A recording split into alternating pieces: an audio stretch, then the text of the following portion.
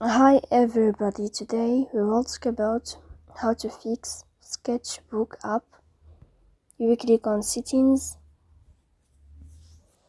In this page you will click on apps, default apps, app settings. On above you can search about Sketchbook. Here in this page you can click on first stop and you can click OK.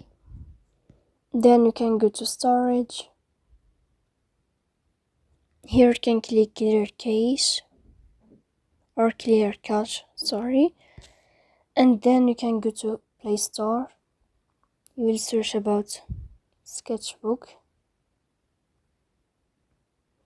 and here you can update your app if you will find update here. So please don't forget to support us by like and subscribe.